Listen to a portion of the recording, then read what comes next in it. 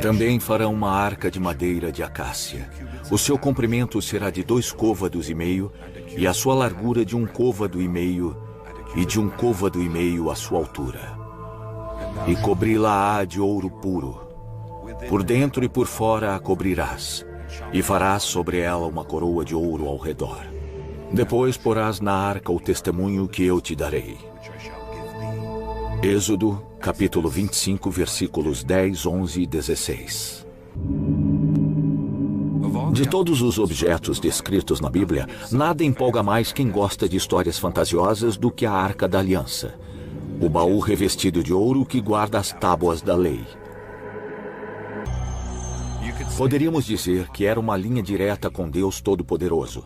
O livro dos Números disse que Moisés falou com Deus por meio da arca e que ele ouviu a voz de Deus ressoar entre os 2 querubins de ouro esculpidos na tampa.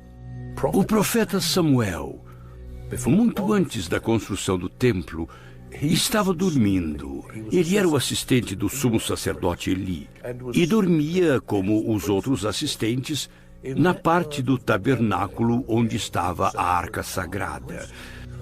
E sabemos que ele ouviu uma voz que dizia: Samuel, Samuel. Ele foi então até o sacerdote para perguntar: o senhor me chamou?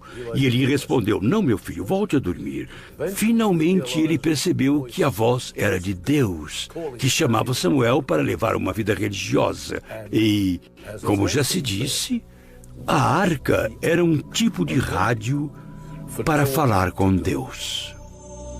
Mas, acima de tudo, foram as propriedades militares da Arca da Aliança que a tornaram a mais famosa das relíquias antigas. Seus feitos são lendários. Para os israelitas, era um escudo contra os inimigos e uma arma com propriedades formidáveis e surpreendentes.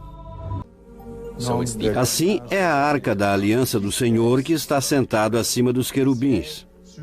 Querubim é uma palavra da Babilônia que foi transcrita. Originalmente, ela era querub. Um querubim era querube, mas se forem 2 ou 3, a forma plural é querubim.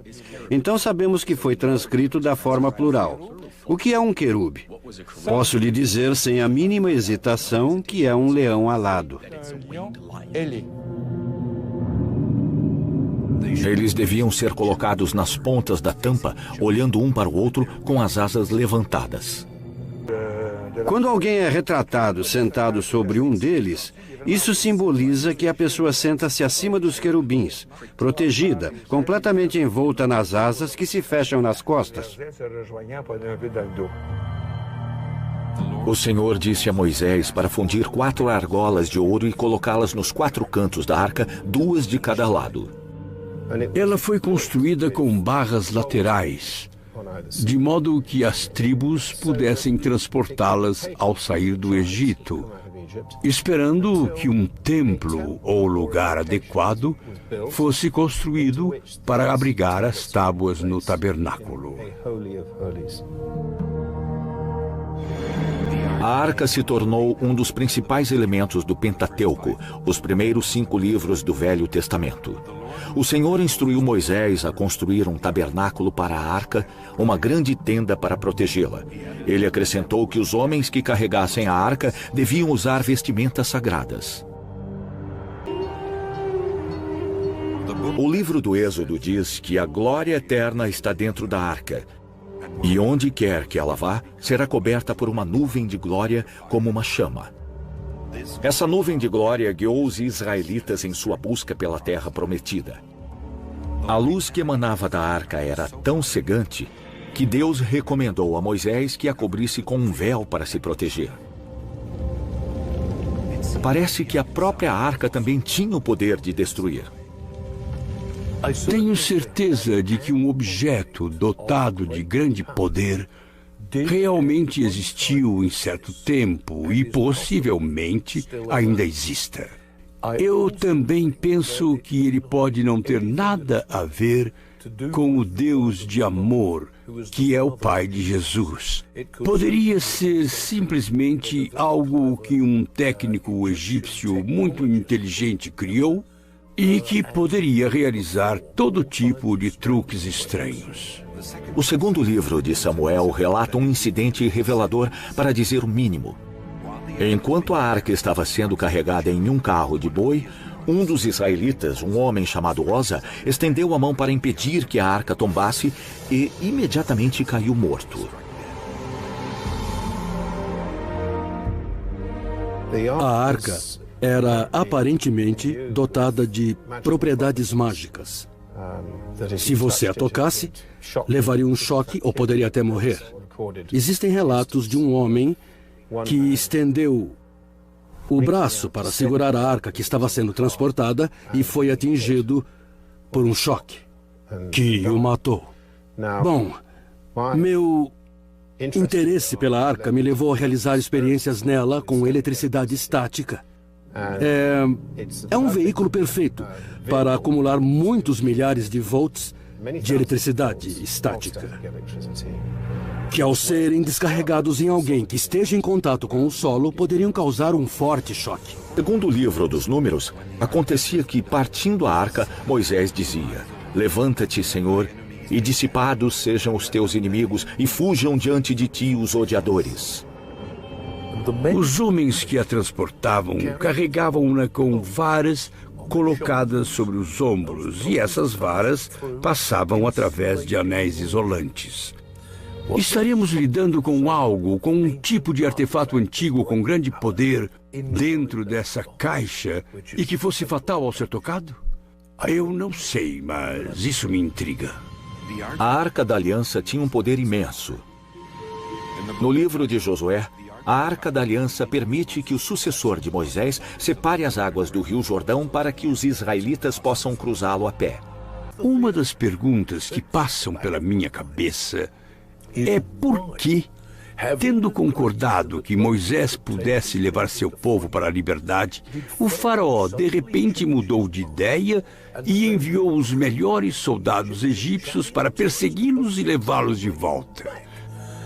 Eu até ouso sugerir isto. Moisés não construiu a arca como está no relato bíblico. Ele foi criado como um príncipe do Egito e sabia o que era, conhecia seu poder e levou-a consigo. E quando o faraó descobriu que aquela arca única, incrível, poderosa e muito valiosa havia desaparecido, ele ficou completamente furioso e disse a seu general da cavalaria: "Traga-o de volta, custe o que custar." E esse preço foi a morte dos melhores soldados do exército egípcio. No livro do Êxodo, a descrição da arca parece-se estranhamente com o baú encontrado em alguns túmulos egípcios, inclusive no túmulo do jovem faraó Tutancâmon, descoberto em 1922 no Vale dos Reis. Essa semelhança comprova uma influência egípcia inegável sobre o autor ou autores do livro do Êxodo. Jerusalém, Israel. Voltei a Jerusalém, a terra prometida, para onde a arca foi trazida pelo povo eleito.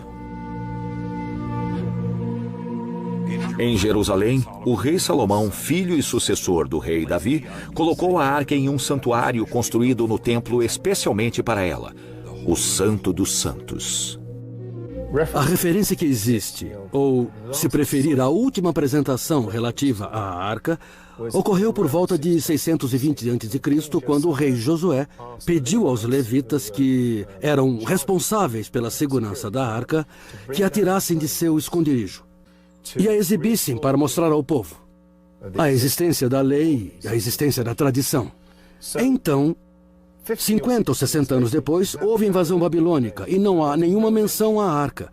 E os babilônios eram excelentes cronistas, mas não há menção na lista de tesouros que eles levaram para a Babilônia sobre a Arca da Aliança. Assim, provavelmente, ela estava tão escondida que eles não a encontraram.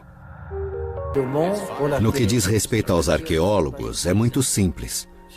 Nem mesmo uma pedra do Templo de Salomão foi encontrada. Ele está enterrado embaixo do piso. Se fôssemos remover parte do piso, isso provocaria mais agitação do que se pode imaginar. Então o Templo de Salomão não pode ser escavado. Por enquanto, esse é um elemento estritamente histórico.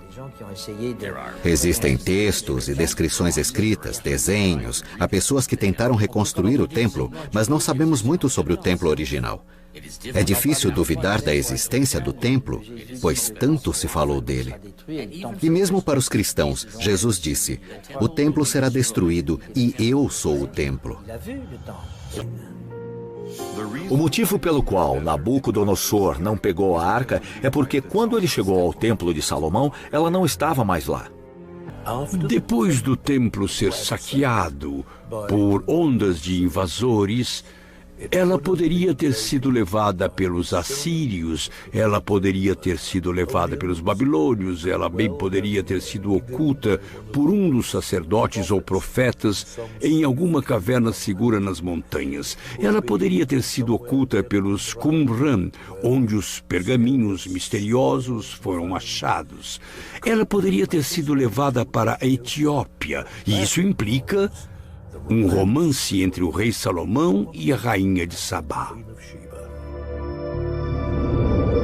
A arca pode ter ficado segura em uma pequena aldeia no norte da Etiópia. Essa hipótese é apoiada por fontes bíblicas e por uma longa tradição oral.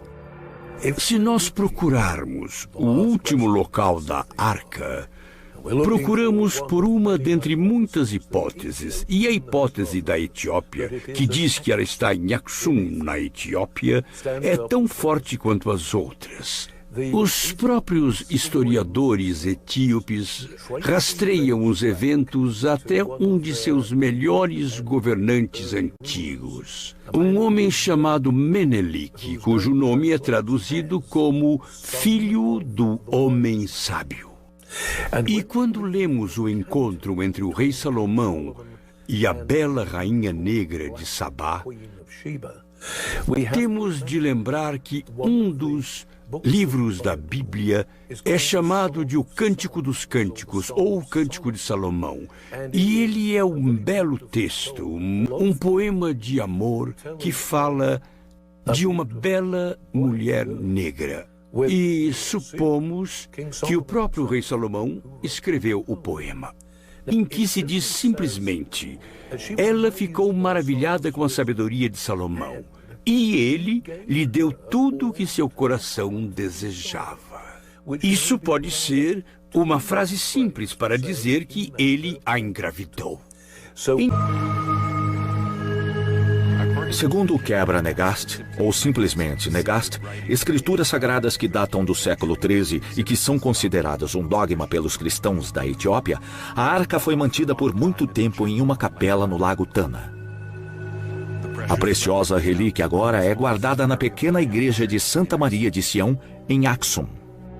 Um dos argumentos que são usados pelas pessoas que dizem que a teoria etíope é correta é, primeiro, a existência de judeus na Etiópia, os falachas. E, em segundo lugar, o fato de os falachas terem usado, quase todos eles em Israel agora, muitas práticas cerimoniais muito antigas que supostamente indicam que a comunidade ficou separada do mundo judaico exterior por um período muito, muito longo. Eles representam uma tradição judaica particularmente antiga, salomônica.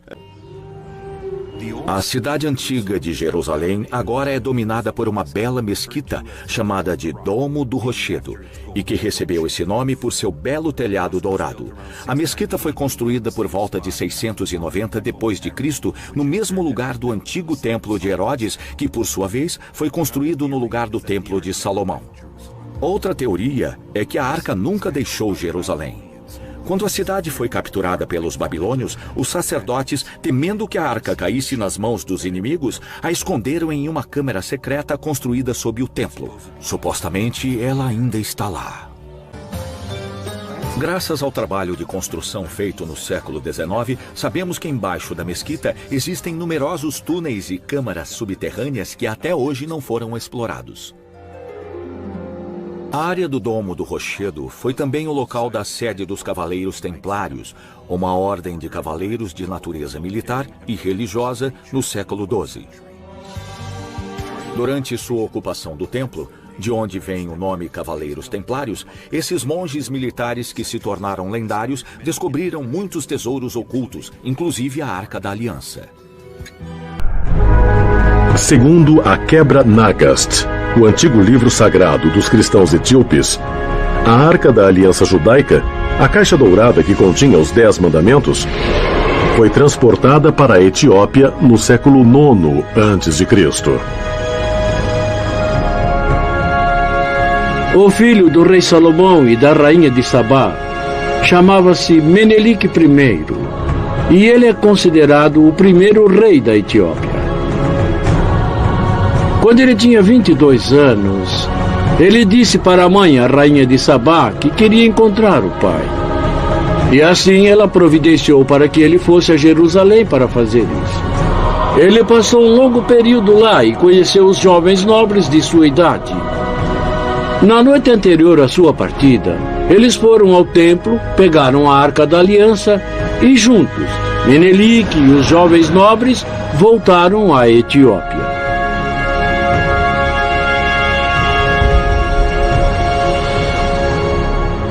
A Arca da Aliança poderia ter sido mantida em Lalibela? Não há razão histórica para acreditar nisso, mas a lenda nos diz que houve um tempo em que a Arca esteve em Lalibela.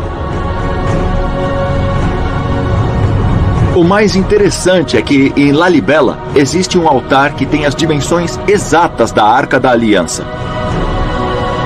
E assim, a questão é se alguma das igrejas de Lalibela em algum momento não poderia ter abrigado a Arca da Aliança. Segundo a Igreja Ortodoxa Etíope, a arca não se encontra mais nas igrejas de Lalibela. Mas está a 320 quilômetros ao norte, na cidade de Aksum. Ainda hoje, existe um templo especial guardado por sacerdotes etíopes e no qual ninguém pode entrar. Dizem que a Arca da Aliança é mantida dentro da igreja. Existe uma grande catedral, chamada Catedral da Santa Virgem Maria, na cidade de Aksum. E embaixo dela existe um túnel. E embaixo desse túnel estão os restos da Arca da Aliança. Isto é conhecido, isto não é um segredo. Eu já estive lá.